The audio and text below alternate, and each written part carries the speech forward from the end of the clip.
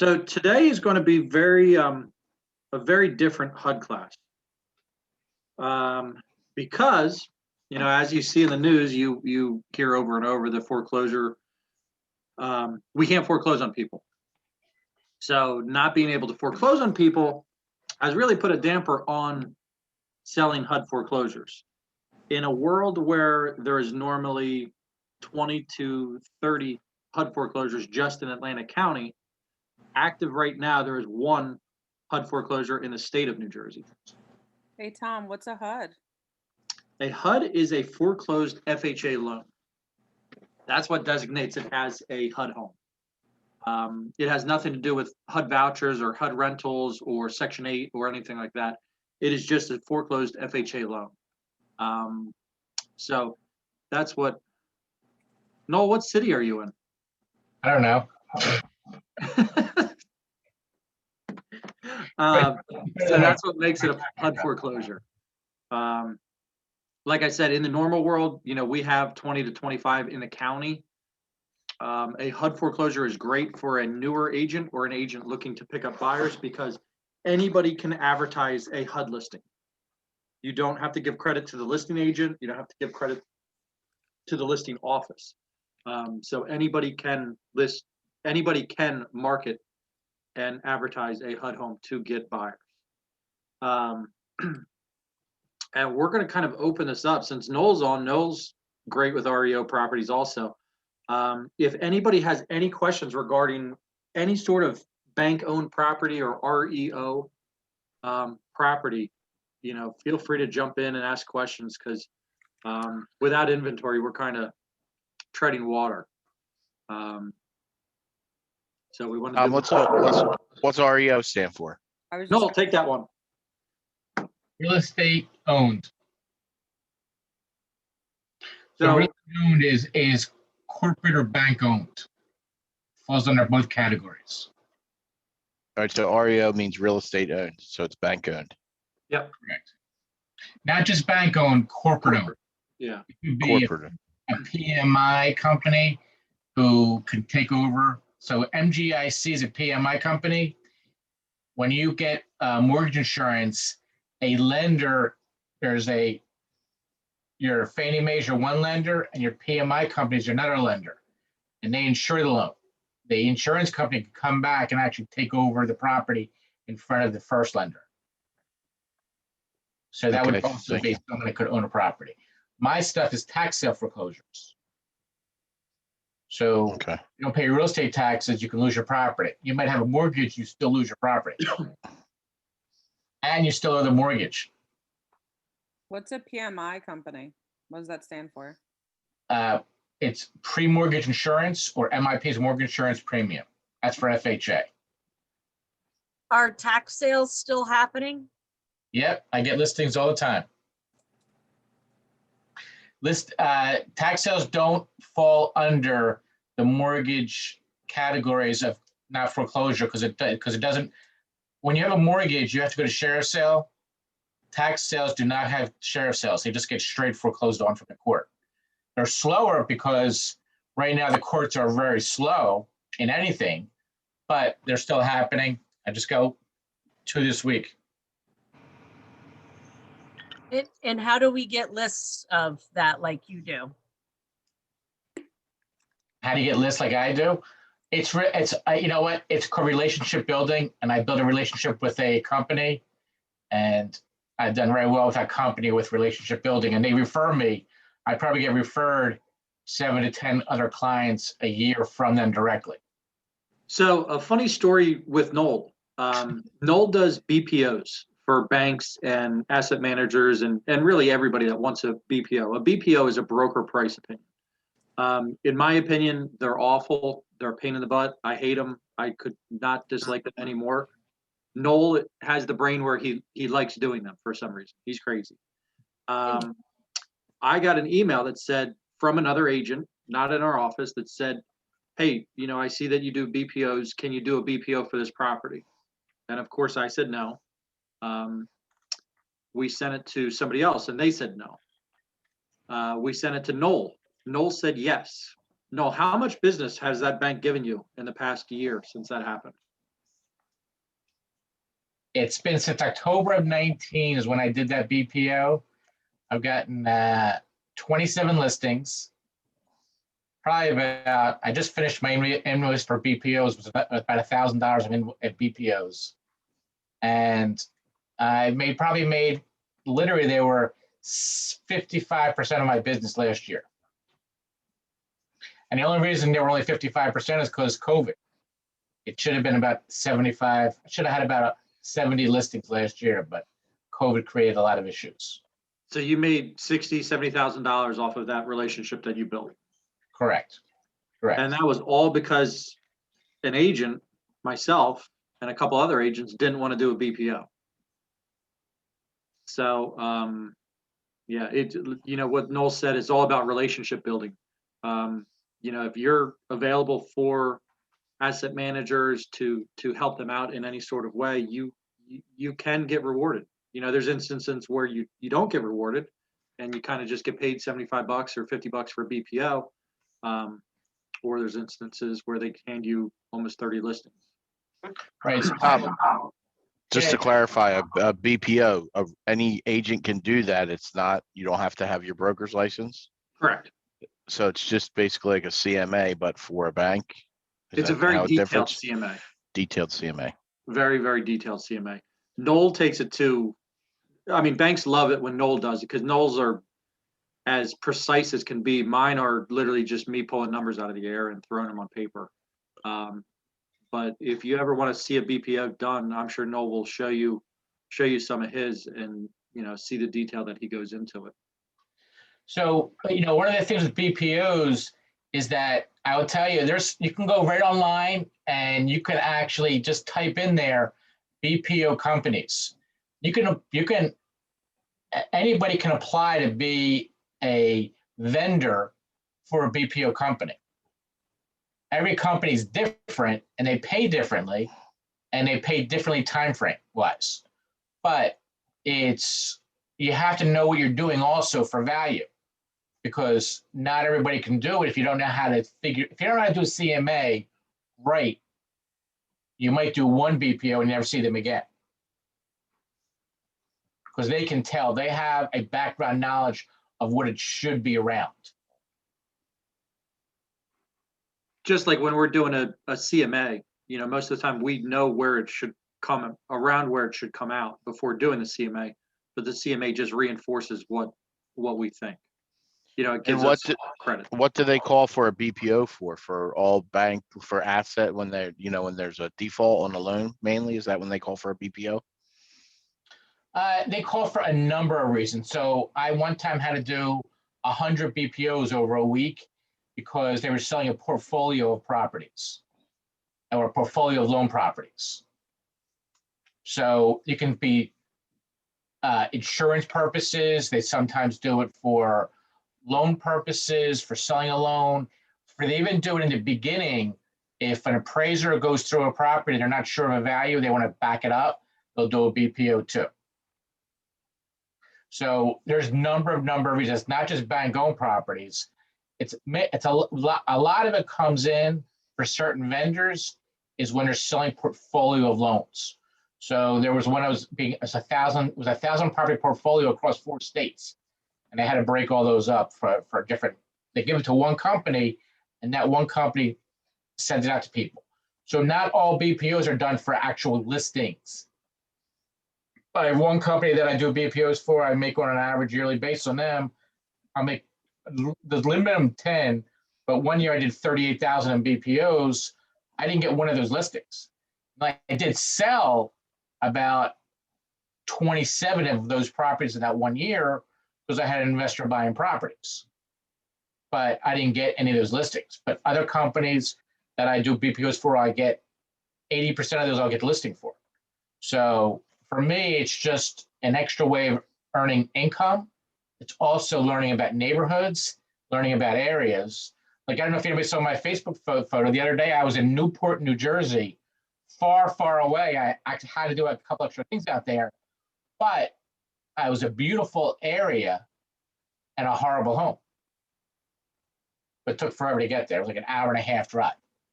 Only go that far if you're doing other things out there. There's nothing There's no easy way to get there too. Right. And Stephanie just pointed out in the chat, we actually have an agent in our office that does nothing other than BPOs, and he makes a very decent living.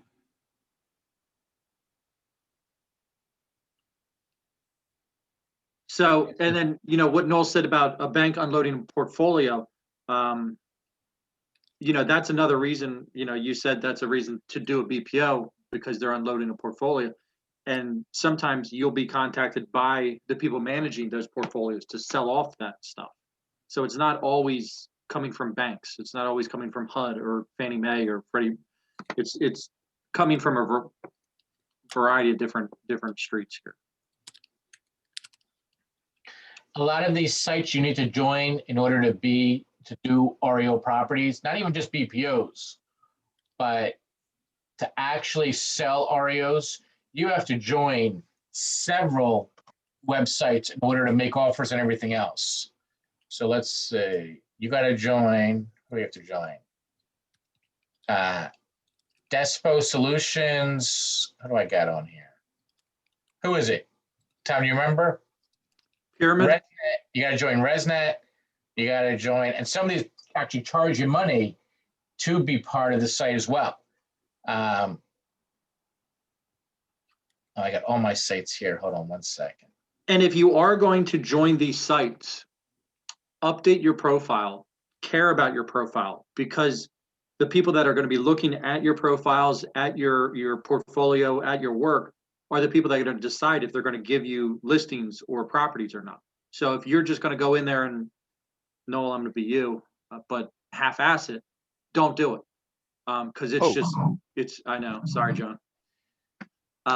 But those people are going to be the ones deciding if they're going to give you properties or not. So if you're going to go on there and just, throw some random stuff up there, don't do it. That's actually worse than doing it in the beginning. Care about it, put time into it, update it. I took your spot, Noel. That's okay. I used to have a website with all my stuff on there and I can't find it. HomePath. If you want to sell Fannie Mae properties, you got to sign up to HomePath. You want to do these in advance and not at the last moment, because when you do the last moment, you're rushing to get everything done to submit an offer in. Even Tom's listings, HUD Homes, you still need an account to submit an offer in. Is Fannie Mae similar to HUD where we can advertise those type of properties? No. No, HUD's the only one that lets you do that. Okay.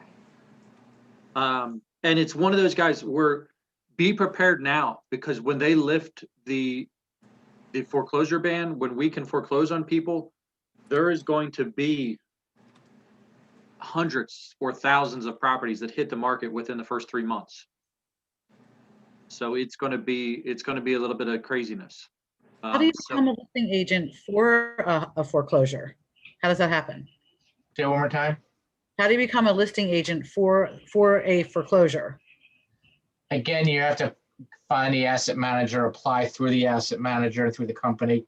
It is every company is a little bit different. You do need a bankroll though. When I say a bankroll, some of these companies will require you to upfront money. Okay. So I had to upfront a cash for a client to move out of there, and then I get the money back from the buyer. Some people have to upfront money for repairs or different things. So I have a few guys out there that are in for, during the heyday, they were out several $100,000 on the street. One of our agents, Jean Ball, she was in for a large amounts of money that you need upfront to give to the vendors, and then you get back by invoicing out to your bank. So they want you to have invoice it out too. Yeah, they want you to have, like, if you take on some of these asset managers make you turn the utilities on in your name, pay the utility bills in your name, Okay. pay the contractors that fix the roof with your money. So at a certain point, you could have, $50, $60, $70, $100,000 walking on the street that you need to remember to invoice, the banks back to get. Or to even have it. That's the killer. You I don't go after a lot of places that I have to put money out because it's just too risky. And you may not get that listing either. because the foreclosure process is a long, tedious process. So you're servicing a listing that you don't know if you get right away. So that's part of the problem too. Mhm. But I'll give you an example. I have a lot of saved searches on my computer that I can pull up all the bank owns. In Atlantic County right now, there's only 5 bank-owned properties on the market right now. Normally that's what, 40 to 50, Tom? Normally the REOs make up 12 to 15% of our market.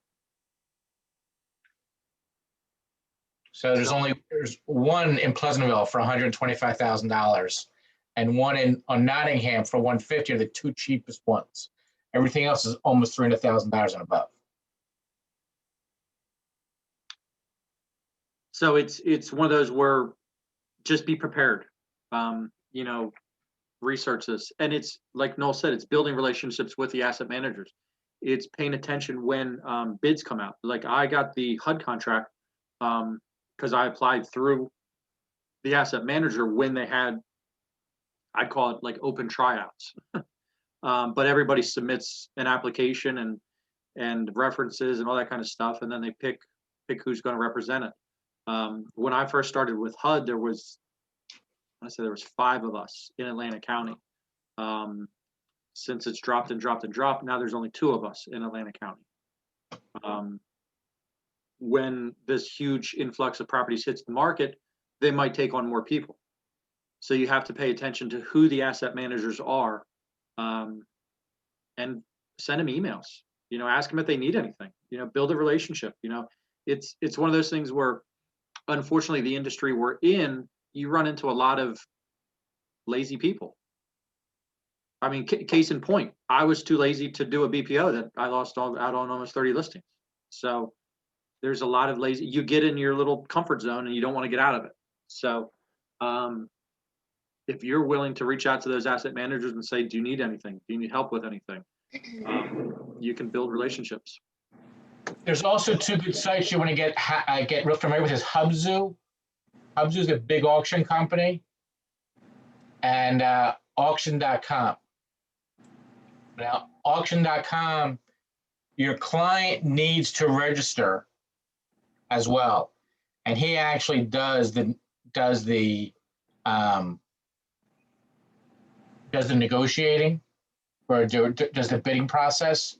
But you can get, if you have a good client, most of your clients who buy bank-owned properties are not buying one property. 9 times out of 10, when you get a good investor, they should buy at least 3 to 5 from you per year, minimum. And some will buy more. Sean's got guys that buy 30 to 40 from him a year.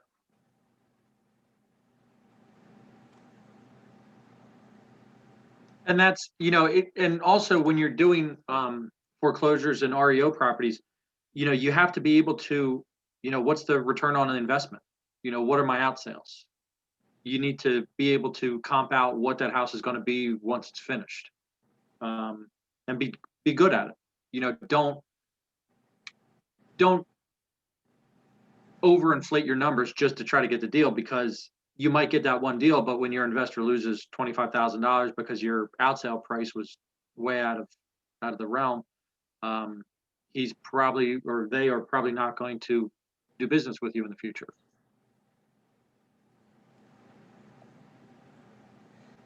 That's again where the BPOs come into play. When you can learn how to do a good BPO as is and then repaired, that's one of the reasons why I do a lot of investor deals, is because I know my BPO so well.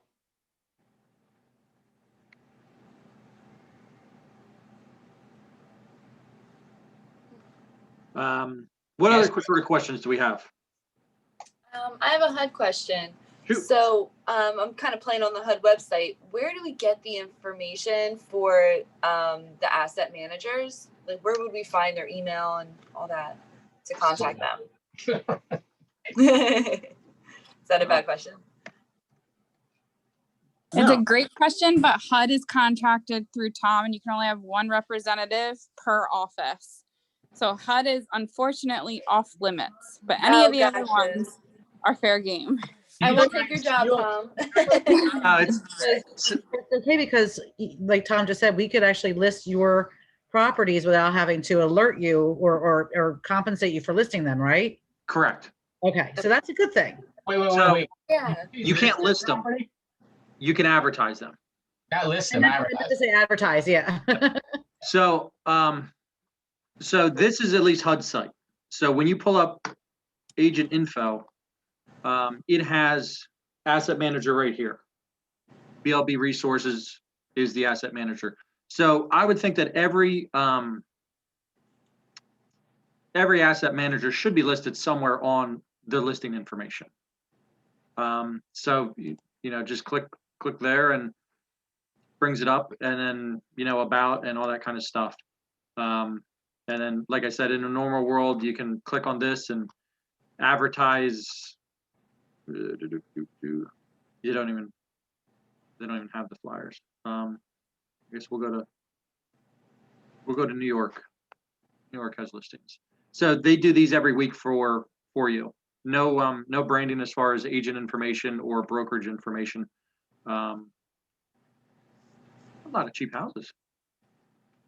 I found out, Tom, in New York, a lot of the counties, they're still actually doing certain types of foreclosures because the eviction verbiage is not a set in stone law.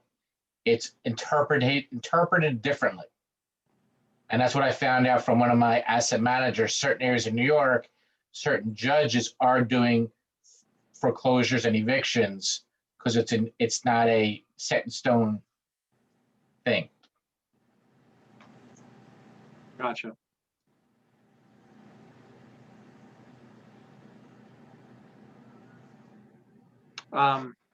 Yeah. So I'm going to pull up HUD site again here. What's everybody's feedback on Zillow buying showing time? Are we screwed? No. We're gonna have a new site called KW Showing Time. I don't know what showing time is because I'm new at this. Could you help, could you expound on it and explain to me what's going on? So Showing Time is a company that handles all the showings. Instead of Laura answering the phone and handling 75 showing requests a day, they just go right to Showing Time, and Showing Time handles how to get access to the property, what the lockbox code, and then follows up with feedback. So Zillow bought Showing Time. Now, a lot of people are ready to jump off a bridge with that. We all knew it was coming. Everybody within the industry, and then even people that are new. I'm pretty sure in our meeting with me, I told you that KW is trying to fight off Zillow. Zillow is trying to put us out of business, and it's one of those where, with Zillow doing this, it made everybody across the real estate industry realize that Zillow really is trying to put us out of business.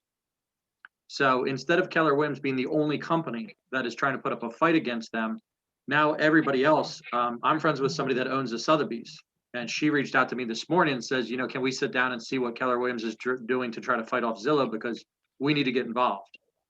So with Zillow doing this, I think they kind of just shot across the nose of every realtor and made every realtor wake up and say, hey, we need to pay attention here. So I think this move really made every realtor join forces in saying we need to knock this off with Zillow because they're trying to put us out of business. So So That's in what- that respect, do you mean that Zillow will now owns Showing Time, and they will be basically the ones that you'd have to go through to actually utilize Showing Time? Is that what that means? well, Zillow in buying Showing Time, I'm going to assume they did that to get information, get client information, to get owners information, to get property information. So it's basically, I look at it as like a data grab. Okay, that makes sense. That's I mean, Steph, what do you look at it as?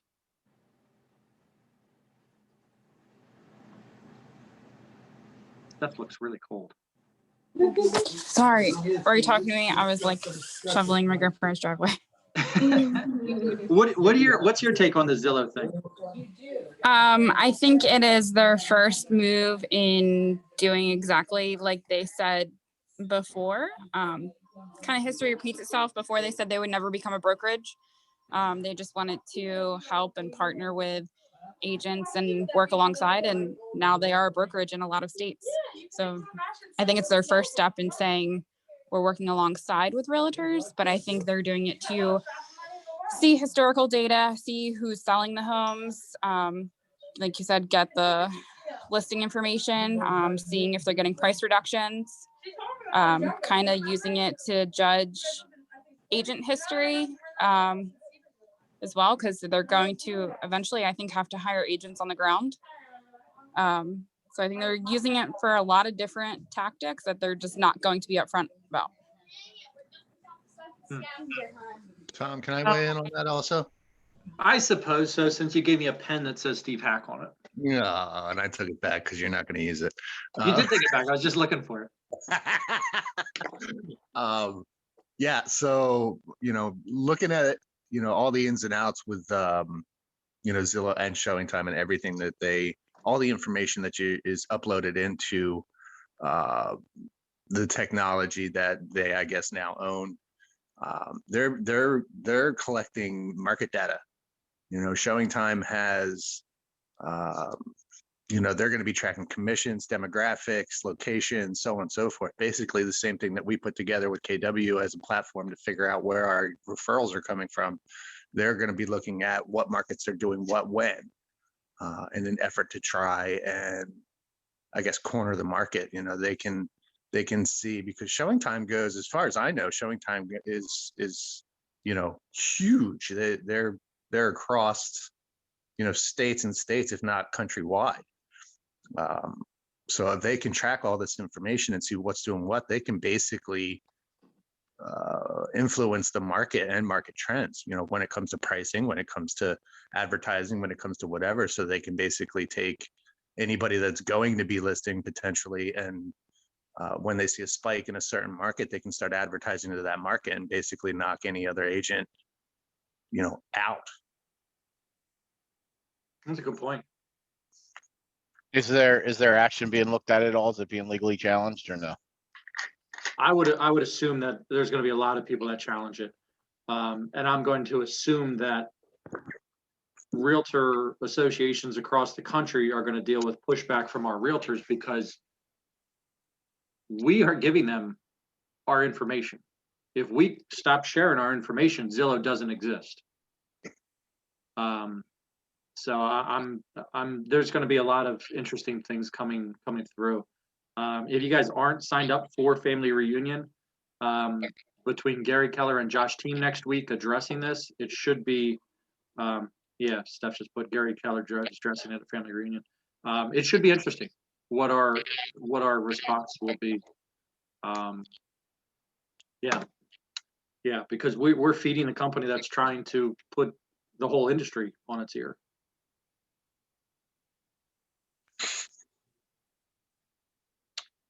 Interesting. And Steph even put the link there. Steph, you're the best. No, what else didn't we cover on REO stuff?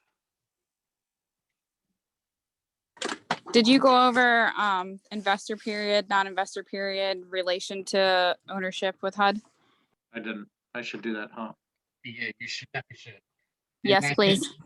And the biggest thing is with investors is that a lot of investors want to actually do some work prior to actually closing on any property. They always want to get access to it or whatever. You must go with sellers or buyers to properties when showing properties.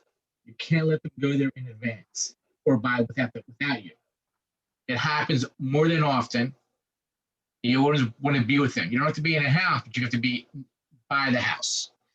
I don't go into all of my bank-owned properties because some are in really bad shape, but the investor will go in no matter what. But you can't let them go there by themselves. So be prepared for that, because they do want to go there by themselves. And Or then work newer on a agents, property. yeah, newer agents, and then also existing agents. Yeah, you can't give out lockbox codes. I'm just as guilty as everybody else sometimes. But Not don't, you.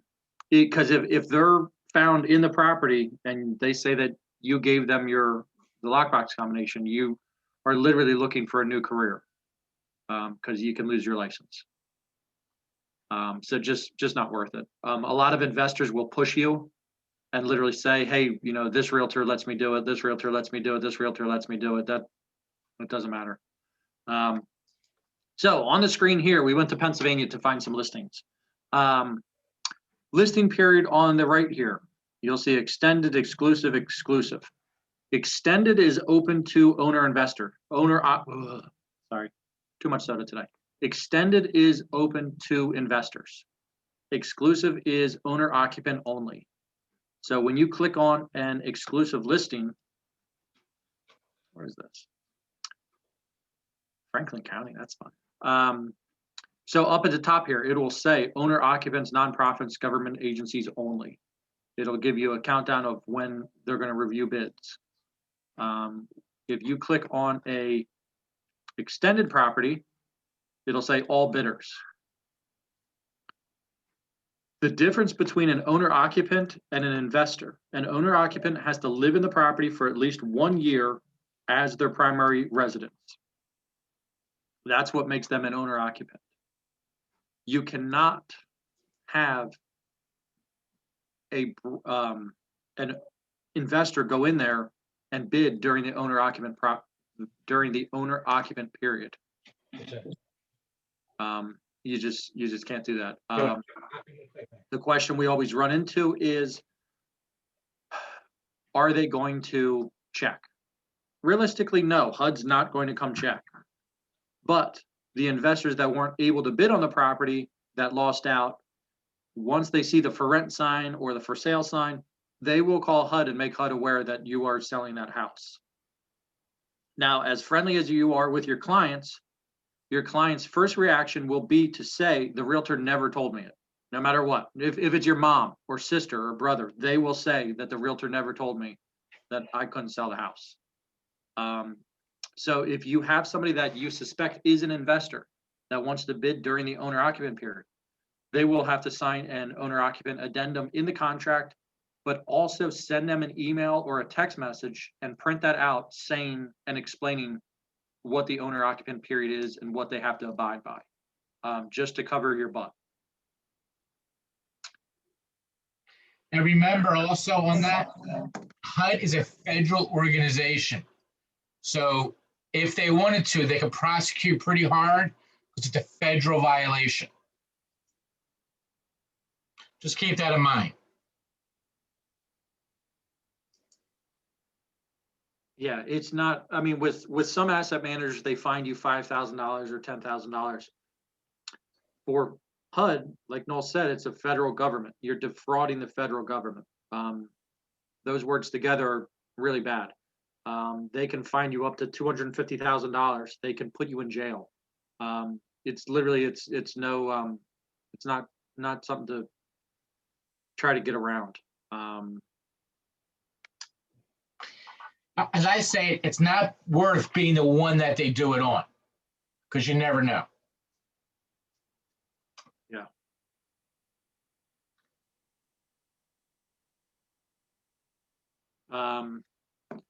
Any questions on this? Why we have this up?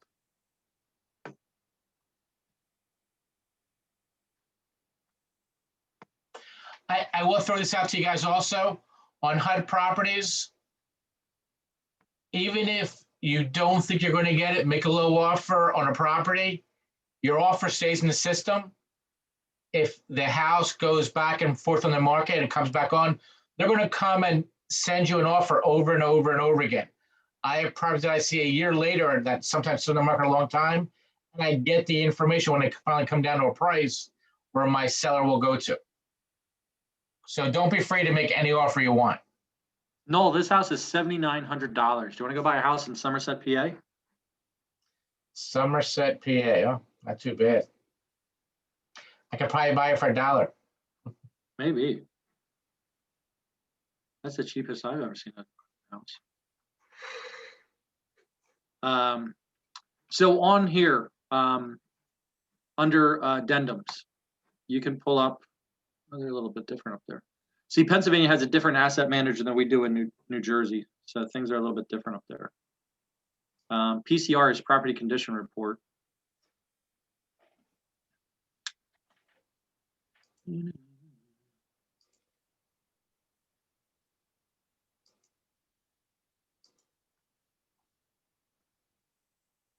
Very different up there. So it lists what shows wrong with the property: repair HVAC, repair electrical, repair plumbing, peeling paint, lead-based paint, inspect everything. Yeah. They don't go into too much detail up in Pennsylvania, huh? So when you would have somebody that was interested in buying one of these properties, you as the agent would go in and submit the HUD register as a HUD registered bidder after registered on the site? Yep. So gotta go to New Jersey.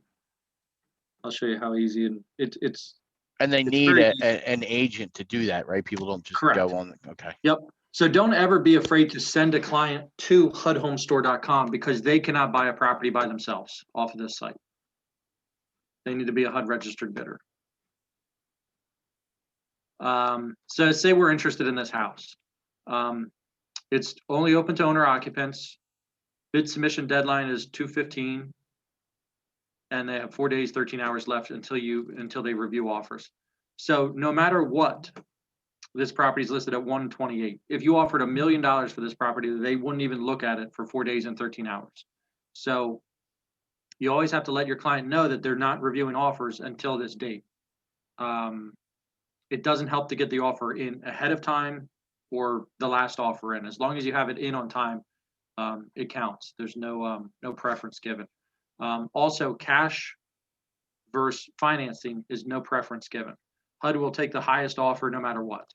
So if it's $1 more and it's financing, 2 or 3K versus, $1 less cash, they're going to take the higher offer.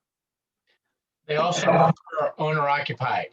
Mhm. They'll take an owner occupied offer if it's close over an investor offer. I have a question. Yes, Kinkisha. Hi, is that the same with Home Path or are they completely different? Different. 100% How different are they?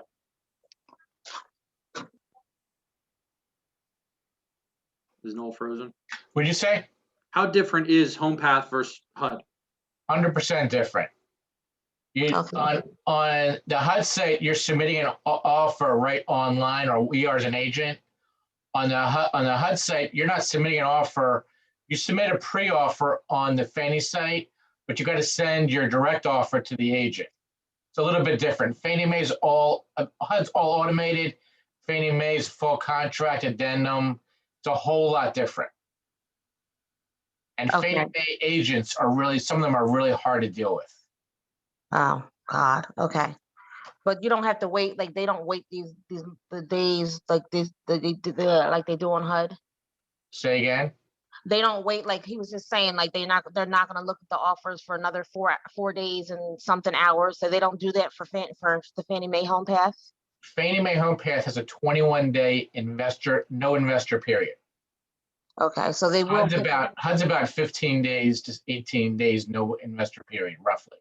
But Okay. HUD's always 21 days, except on the properties that you see listed with the minimum price point on HUD Homes. Those are reverse mortgages that they're selling.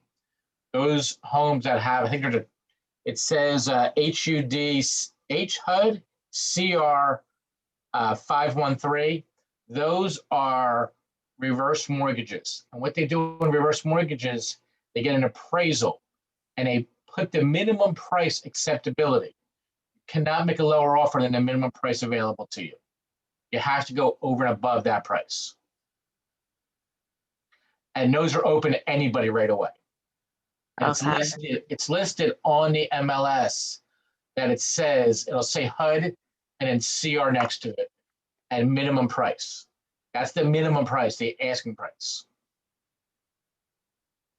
So if your buyer says to you, I want to offer less than this, you have to explain to them that it's a waste because they won't even look at the offer.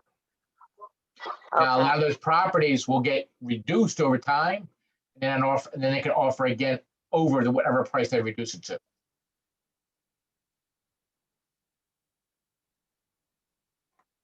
Okay. Thank you. So making an offer on a HUD property couldn't be easier. HUD registered bidder, submit an offer. We are going to be a selling broker. NAID number is all the same for us, ATL NTI 0376. You put in your license number. Ugh, Don't you hate this? I hate that. I always get them wrong too, because I'm just so click happy.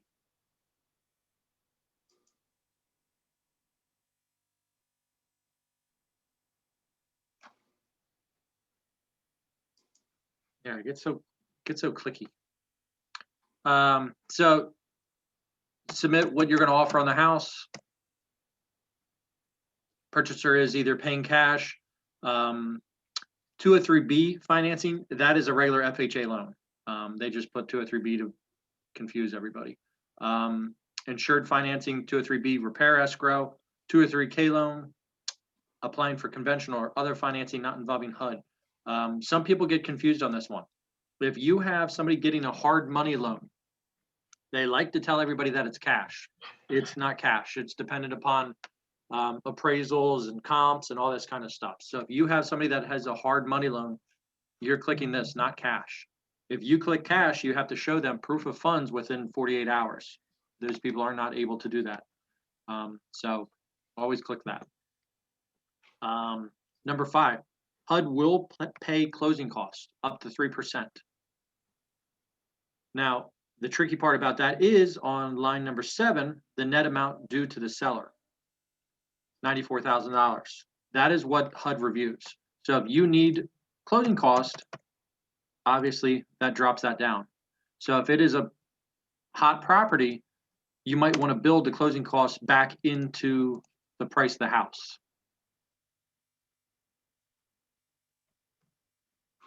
So your net to HUD is higher. Also, like I said, HUD will take the highest priced house no matter what. So even if you add $1 to the back end of this, if your dollar is more than the next person, you win the house. So usually when I make an offer, it's usually $101 over what I want to offer. Number 8, purchaser is owner occupant, investor, nonprofit, other government agency.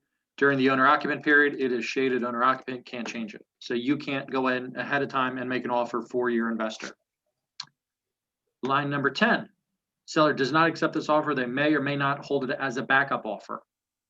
I always put they can hold it as a backup offer.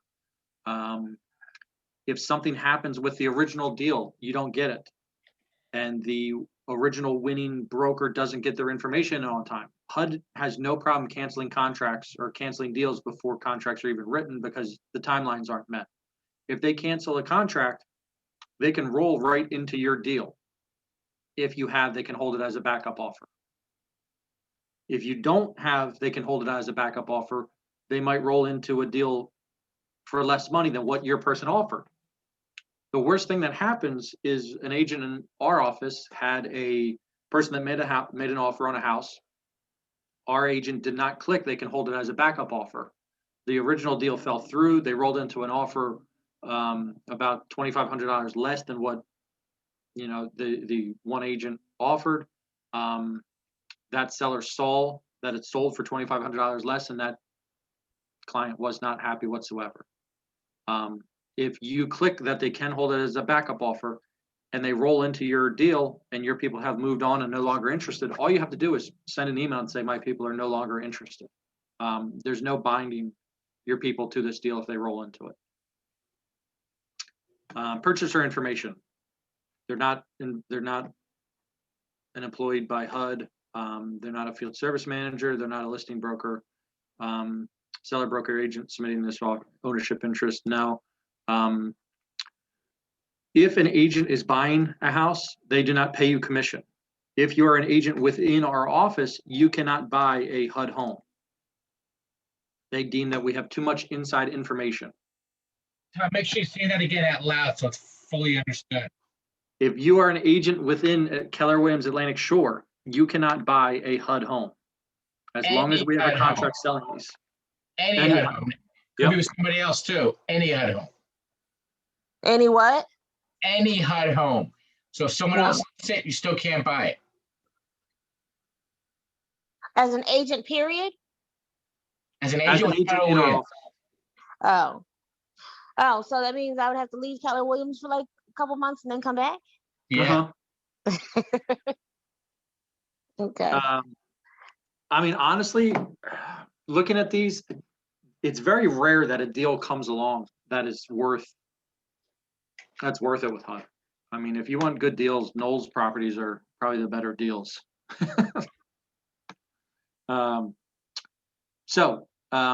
Primary purchaser. If this is owner occupant period, one of these owners needs to be living in the property.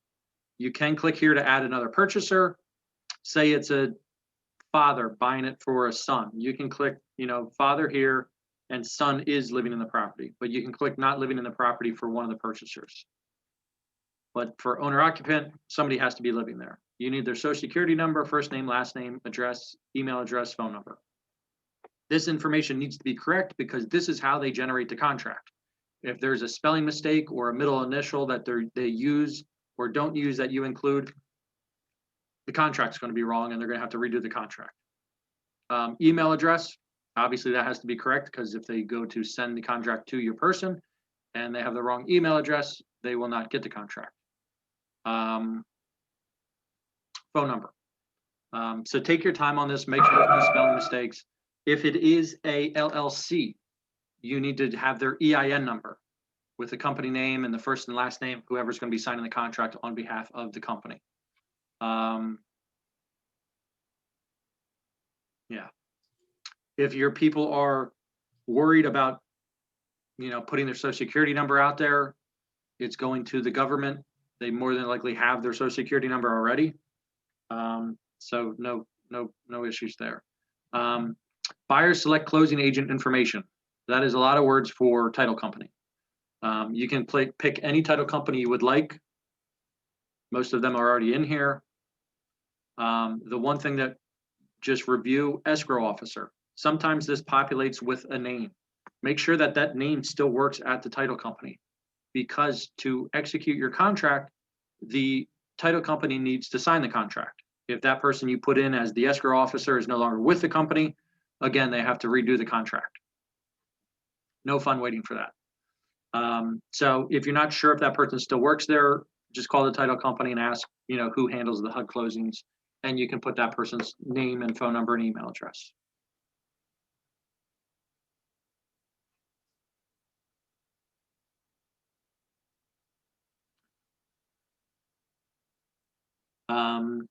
And that's it. Literally, that's you, that's our broker, and you press continue. So it's nice and easy. They do give you a 15-minute clock to submit all this stuff. We talked a lot and we still have 7 minutes left. So don't ever get scared that you're going to run out of time. Nice and easy. Do we run into any questions from there? I put everybody to sleep. No, I'm awake. I'm just mad that I can't buy a HUD home if I want to. I'm probably gonna leave for I'll leave for like a month and then I'll come back. They come back. Yeah, Yeah, you got to wait till there's more out there. I know. So are there gonna be a lot more HUD homes coming after all this is done? Yeah. Now, I want to ask a quick, Tom. Yes, sir. Do we buy a Pennsylvania HUD home? No. Okay. I mean, you're not licensed in Pennsylvania, right? Right. So I would probably say yeah. So I would be able to buy one like in Delaware or South Carolina, something like that. I would think so because we're recording this.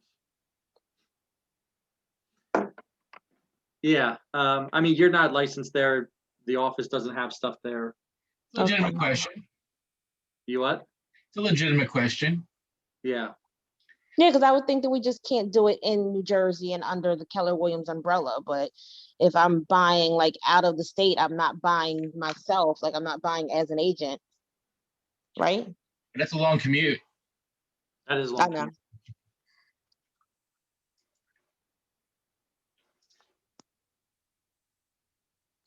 I'll just go on the weekends. Flights are cheap. So that's that. Questions, comments, concerns about anything? No. Is the office open? No, I am the only person here. Does that mean you have to shovel the parking lot? No, somebody does though. Is there a lot of snow over there, Tom? Yeah. Oh, okay. So it's not just here. Yeah, 4 inches on the beach. No, here, I'll show you, Keisha. We'll go to the window. Oh yeah, you guys got a lot this time. We can't see you, Corey. It's now. All right, guys. If you do not have it on your schedule for today, Howard's class at 2 o'clock, Yeah. right? 2? Yep, 2 p.m. Remember, that's a good class for you to be on, okay?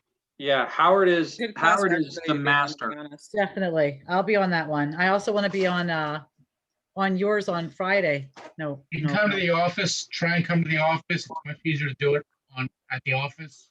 for the DocuSign? Yes, because when you're on your computer, unless you have 2 screens, Okay. hard to watch and do. Okay. Way better from the office, way better. Okay. So Yeah. tomorrow at noon in the office, you'll be there? I'll be there at the office at noon. Okay, cool. I'll be there before that, but